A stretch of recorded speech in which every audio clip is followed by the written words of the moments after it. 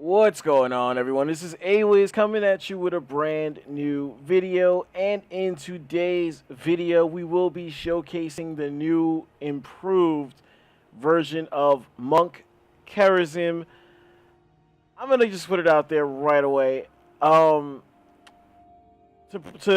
set up what I'm about to say about Kharazim, because he's not the same hero that he was when I did my support series at all. I'm all in favor of the changes they made. The build you're going to see me showcase, we don't know, obviously, because it's quick match, so we don't know if we're going to be solo supporting here or if we're going to be duo supporting. But I want to put it out there that I've actually run it in both scenarios, in Hero League no less, and I've found that it has success regardless of which scenario you happen to be in. And the thing that I want to point out here is that the biggest change to the current Monk that we now have in the game is that the benefits of his healing are all baseline now. His healing got buffed again. His baseline healing got buffed again. And it's now, if you notice, he no longer has like an array of upgrades waiting for him in the early game. Like, he doesn't have the healing ward. He does have Spirit Ally now, which is basically healing ward, but in a different version. He doesn't have the Echo of Heaven. It's no longer at 7. Now it's all the way here in the back end of the build. And Heavenly Zeal is a fantastic ability, but it's not where we're going with this build. With this build, we are actually going to be showcasing the damage monk instead. And the thing that is going to sound crazy when you hear me say it is that this has actually become the go-to build for me regardless of the situation. This exact build that I'm going to showcase is the build that I run at all times, even when I'm the solo support, because again, Kharazim's healing, his effectiveness is all baseline now, and that's why you don't see like a hardcore array of like healing upgrades sitting throughout the build, because the idea that they had for Monk with these changes, with this slight rework, was that they wanted you to have the freedom to build into his other utilities while still maintaining a higher level of effectiveness with his healing. And now I find that if you still go all in on healing, yes, the healing amount will be great, but you won't really be contributing a whole lot more. Like, there's really not much else you're going to be doing to help your team win other than healing them. And the fact that you have that opening now to spec into other things while still maintaining a high level of effectiveness in being a support, it's really amazing. And Kharazim is at a hardcore spot. I'm just going to flat out say it. If I would have had this Kharazim while doing my support series, he would have definitely been in my top 5. Let's get into the game. Alright, we find ourselves on Warhead Junction. Not exactly my favorite map in the world, but we're going to make it work regardless. The compositions will be a Nazebo ETC variant, myself as Kharazim, Kael'thas going against a Rexar, another variant, another Kharazim, an Olarak, and a Nova. Alright, does this look familiar? Level 1, we're going to be going for Iron Fist. Again, this is going to be showcasing the DPS Monk, the DPS Kharazim, something I refer to as the Iron Monk, because, like I said, Kharazim now has this one very hardcore thing in common with Malfurion, who I still believe is the best support in the game, where you do not need to buff the healing on either hero to maintain effectiveness in playing a support role. And on something like Monk, that is enormous. So, don't exactly know. We're going to get Misha off of that. Don't exactly know how much help this player has around them. ETC's going in. Now he's essentially about to pay for it. The other thing that they changed on Monk is that they actually buffed the amount of speed that you give off for using your W. So again, we're just going to mitigate that damage. Again, I just want to point out, the healing has been buffed. The baseline healing is not what it was before. It is a lot stronger now. And you see, because of that, we're able to do exactly what we're doing now. And the other upgrade they tacked on to the Monk is that now he has what I've noticed is becoming a staple of auto attackers as the game moves on. They've gotten into the habit of buffing auto attackers to the point where if they land auto attacks on heroes, it actually increases their movement speed. So the first hero we saw that with was Samuro. Then we had Varian released. He had the same mechanic. When he gets his Twin Blades of Fury, every auto attack he lands increases his movement speed. And now we have Kharazim with the Iron Fist upgrade. Every time he lands a third strike, it goes for a percentage. It's percentage-based damage, I believe, and it adds a percentage to his movement speed. So again, this seems to be the way that Blizzard is looking to head with auto attackers. And I'm completely in favor of the change. I love it. I absolutely think it's awesome. And it makes it so that you have an easier time landing auto attacks. I absolutely love this change. This guy needs to get out of my damn way. I can't do my job if he's blocking me like that. And again, all we need to do is land a third strike. We can completely... Oh my god, I had nothing off cooldown right there. That's really, really unfortunate. So... we're going to make our way back. I wonder if I would have been able to secure that kill if he wasn't in my way to begin with, to start that whole thing off. And we're going to just keep Misha in the spot where she needs to back away. And again, we're not worried about our effectiveness with our healing whatsoever. At level 4, we're going to be going for Earth Ally. What this is going to do is place a totem down that actually blocks all auto attacks for a certain amount, so long as the totem is still alive. And again, we're not going to hesitate to put Misha down, because the minute Misha backs away, so does Rexxar. Rexxar is in a position right there where if we try to go after him, we're putting ourselves a little bit at risk. So we're not going to be trying to go out of our way to take him down unless we're sure we can secure that kill. Misha, on the other hand, is always standing right there for you to attack off of. So even if we were going for an inside build, we'd be able to get our stacks off of Misha just fine. So... again, look at the difference in healing already. We've gone damage, and we're still putting out more healing than the enemy Kharazim. Not that we exactly know what the enemy Kharazim went for. I wouldn't be surprised if he went for Insight. We should actually check that now. Yeah, he did go for Insight. And he's got almost all of his stacks already, so that's pretty crazy. So he's going to have battle momentum going for him pretty goddamn fast, so that's something that we need to be aware of. And our teammates need to be aware of their positioning right now, because we just got a few deaths with no value. So I'm actually going to turn up the speed here. Clear out this wave a little bit. One thing, Kharazim definitely is a little low on his wave clear, but when you go for a damage monk, you can auto attack these things down. Oh, our ETC is a bot now. That is interesting. So, okay, I'm just gonna go ahead and ping him. That's not the real Nova, obviously. But we do tack on our movement speed right there. That is the real Nova. We're gonna put this totem down. We're gonna be blocking all auto attacks. So again, they have a lot of auto-attacking heroes on that team. Their damage is going to be mitigated as long as our guys are standing within range of the totem. And we're just going to try and wait out our cooldown here. We're going to get him back to good health situation where he can back away. He'll be just fine. It's worth mentioning that mana is going to be a bit of an issue with this kind of build. But me personally, I have a lot of experience on this hero, so it's not something that I'm necessarily worried about. And again, it's no different than dealing with that same issue on other heroes anyway, so it's not the end of the world. We are going to go for Blazing Fists at level 7. What this is going to do is actually reduce the cooldown for every third strike we land. This is going to nerf the cooldown on our E ability by 0.75 seconds, so we'll be able to use it a lot more often. Now, at some point, we do need to start making a better attempt at securing nukes. We are going to heal ourselves up through that.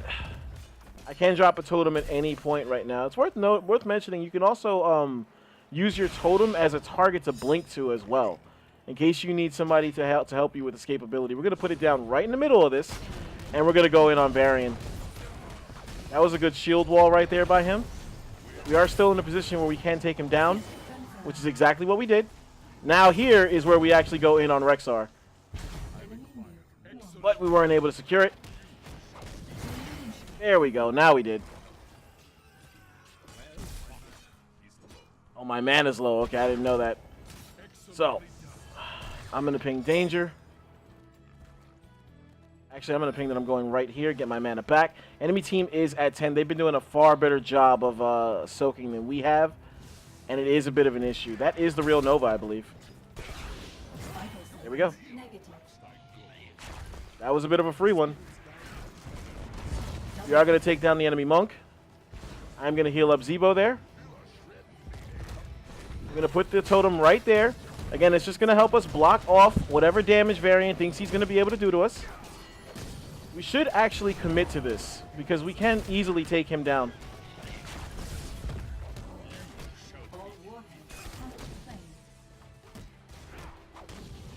Wow, look at that. Almost no health left, and he actually survived it.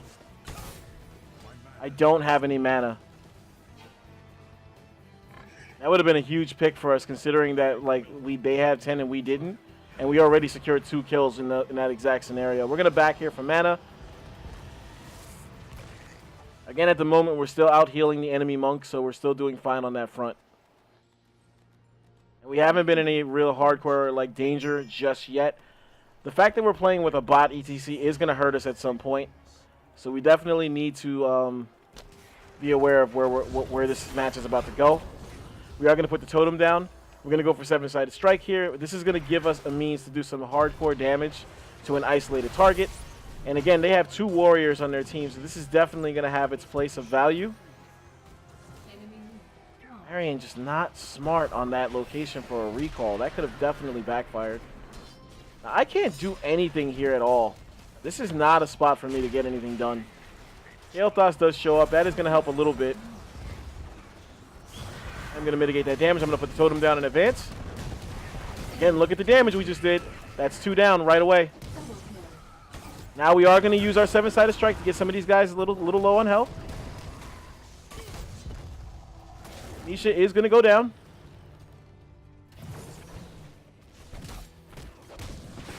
I'm going to give that health back to Kael'thas.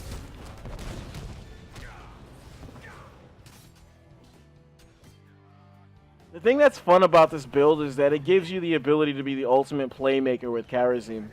And it's something that a lot of people aren't prepared to deal with at the moment, but there definitely is going to be a shift where people are expecting you to go damage. Because at this point, there's really no downside to doing this. I'm going to rotate down here. I could get caught by Nova here. I'm going to put a massive amount of damage on him. Again, we're not going to hesitate to use 7-sided because the cooldown on this ability is not that hardcore. And we would have gotten better value out of that if the positioning of that player was a little worse. We're going to put that down. He is charging out of the range of that totem, though, so it's not going to get the value that it should have. I put the totem right here, and he stepped outside of it, so we weren't able to mitigate the damage that he needed to stay alive right there. That is going to be our first death. Kael'thas has died 4 times. From what? ETC hits a mosh pit and then cancels it. Nevo's trying to do the best that he can down there. That's still a dangerous play for sure. He's gonna feel that one. Yep. I am trying to get down there as fast as possible, but I'm not gonna be on time. Thankfully, bot ETC actually did a good job of peeling for him. Still gonna give him a heal just in case.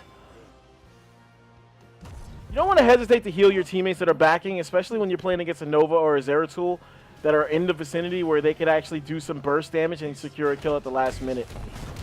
Don't be stingy with your healing. That's all I can say.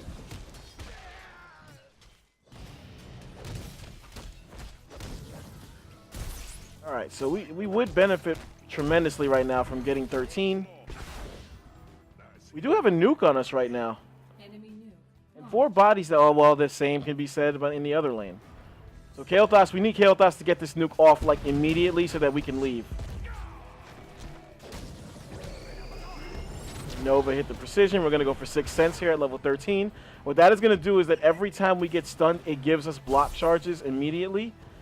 We're losing our lane badly up there. Pretty sure that's just Rexar and Misha.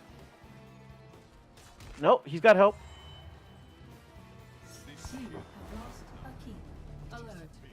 It's just a really, really, really bad string of events right there. We are going to try and take Misha down first. As best as possible. Okay, we're not going to be able to, so we're just going to do this.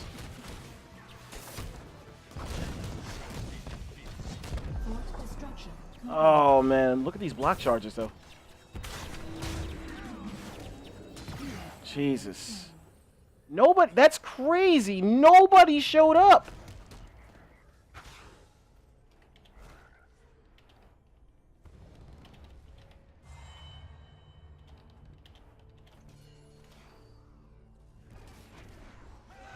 I pinged that way in advance. And I was still the only one that went to go do something about that. That's crazy. Nobody showed up until after I was dead. And we would have easily defended that if anybody went with me right there. I was able to get so much done by myself. Imagine if I had help. Oh, man, that's frustrating. I mentioned it 2 videos ago, but Quick Match right now is just really, it's like a war zone right now. A cesspool of suckiness at the moment. It's horrible. We had an ETC on our team for like a whole 5 minutes before he disconnected or quit. Because who knows? Alright. I'm getting body blocked by minions. Wow, that's still a thing. That's something that I like absolutely loathed about Paragon. We are going to do this. That was actually some good damage mitigation right there by him. He did elect to go for shield wall. Again. We're going to try everything we can to keep our guy alive. We're going to go way of the 100 Fist. And we almost secured a kill on Olarak as well. Again, ETC, the bot ETC was there and didn't react. What's going on in the bottom lane? So, okay, he did actually get his palm off. Maybe you might want to help this guy instead of channeling. Just maybe. Or you could just let Kharazim kill him. Good job, Zebo. This is what I'm talking about, man. And this could still go in the monk's favor right now. Oh, well, maybe not. Glad I was wrong about that. At the same time, we're still losing top forts. My God, man. We've got massive pressure in the mid lane because nobody wanted to react to it earlier when I was pinging it. So we're going to have ourselves a hard sell of a game. Big surprise. And I feel like here lately, every game I've been playing, whether it's Hero League or if it's Quick Match, I'm always playing from behind.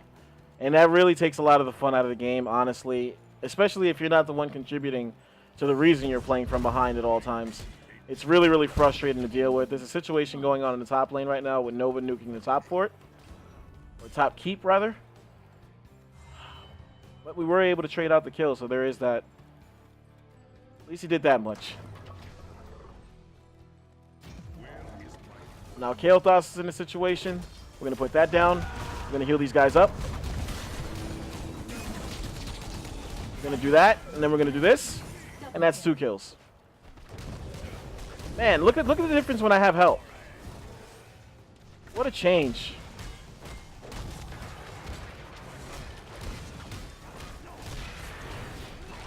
It's a whole nother affair when I have people actually supporting what I'm trying to do rather than when I'm by myself and nobody's reacting to things. Go figure. You have better success in this game, this team-based brawler, when you play as a team. Who knew?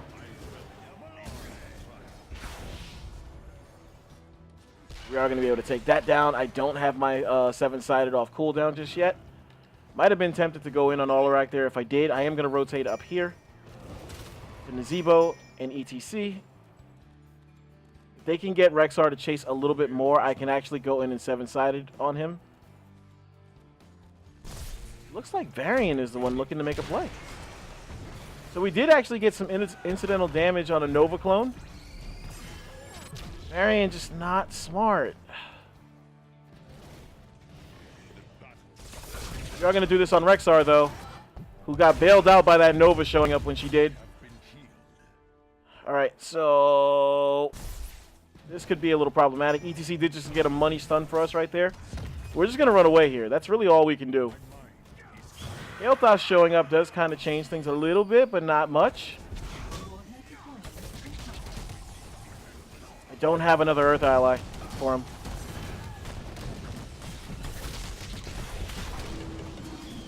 ETC does get a mosh pit off.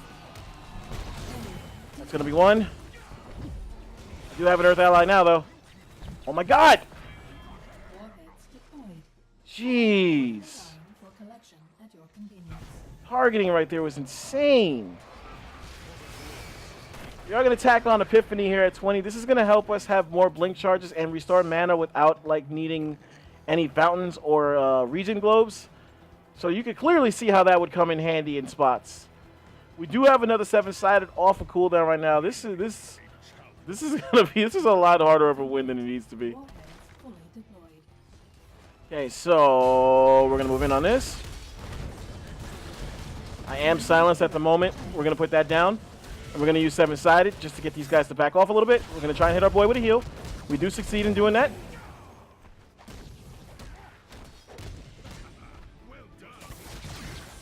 I'm gonna get some XP off of the bear. I'm gonna give my guy another heal. And again, like, it's just tremendous how much of an effect we have, like, with the damage Kharazim on these situations. We have so much raw damage that it's really hard for the enemy team to deal with.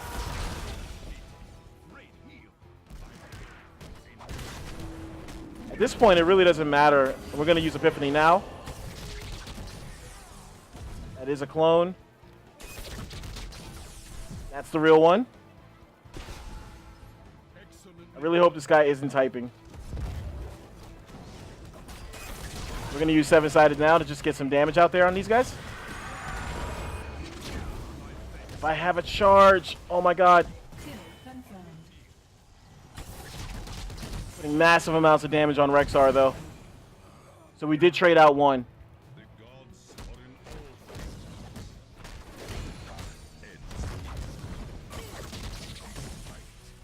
Here comes Olarak. We do have ETC standing right there, though, and now we have push going across most of these lanes, it looks like. My mana is an issue, but I'm 10 seconds away from getting Epiphany back off the cooldown. Nazebo is doing a good job of grabbing camps in the meantime. I think we should stay with ETC, honestly. Or, okay, somebody did just grab Vision on us. It was Nova.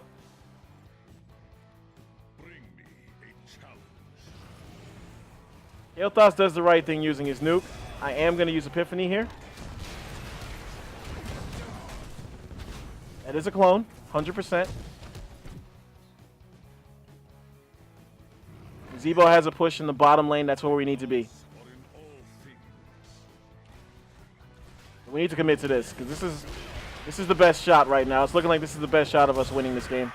I am going to put that Earth ally down. I am going to use my 7-sided while that precision strike comes down. Just look at the bodies drop right now. He cannot out-damage me at the moment. There we go. That's a quad.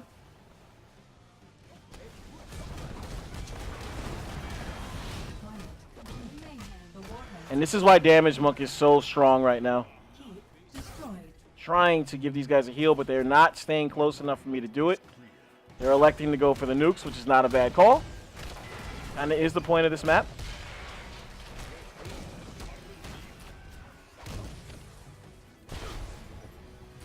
I'm going to back away. We could have actually pushed to end the game right there if they would have elected to stay and, like, just receive the heals. But, you know, not everybody wants to win, like the easy way. So now we're going to grab nukes. Should all be heading down here. Nuke the core. Nuke the core. Okay, so we're not interested in winning this game.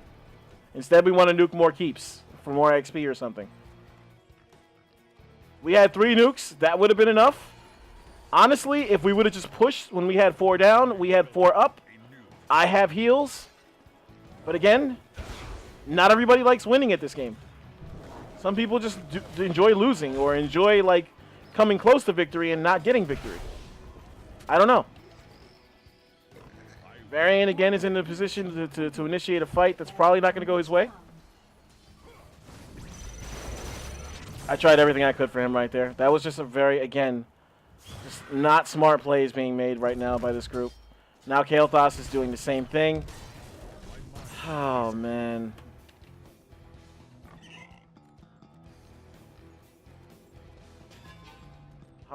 Hardcore chance. Okay, I'm not sure what he's upset about. I prematurely healed right there. I don't have anything for him. We're just throwing this game. I'm going to put my ally down. We're going to use... Oh, my God. There we go.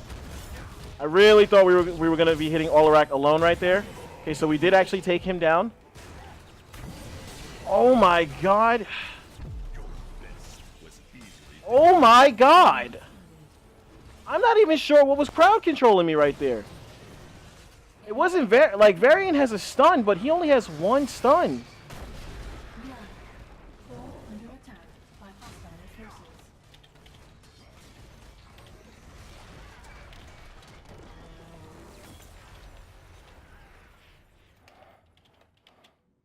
MVP.